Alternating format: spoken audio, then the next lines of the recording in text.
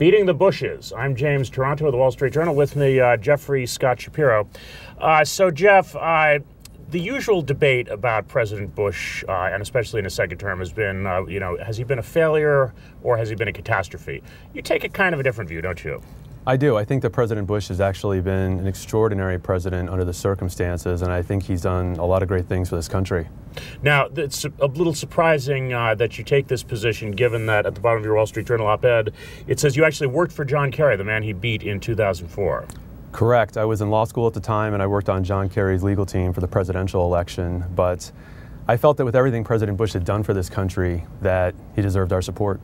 Now, what's the case for George W. Bush? I think that President Bush is a visionary. I think that he is someone who realizes that we have an opportunity in the Middle East to spread democracy the way that President Truman spread democracy throughout Europe in the wake of World War II. I think that if a lot of liberals open their minds, they would realize that what he's doing actually encompasses philosophies from both the left and right. And I think that decades to come, after the Middle East has been democratized, we'll realize what an achievement Iraq has been. So you think this may be, he may end up being like Harry Truman, who was very unpopular when he left office, but who history treated him more kindly than public opinion did? Absolutely, there's no question about it. If you look at some of the most significant presidents we've ever had, some of the most controversial presidents we've ever had, even Abraham Lincoln was highly disliked during his term in office. Lincoln had a vision to end slavery in America. I truly believe in my heart that President Bush has a vision to end slavery around the world. And of course, we've had very popular presidents who did not do so well in history, like Warren Harding, who was beloved when he died in office and now is regarded as one of the worst. Sure. I mean, it's very hard to judge a president on his accomplishments while he's in office, especially when things are difficult. I mean, we've had a difficult time in the last few years. The American people have gone through some hardship, and so right now they're a little bit bitter.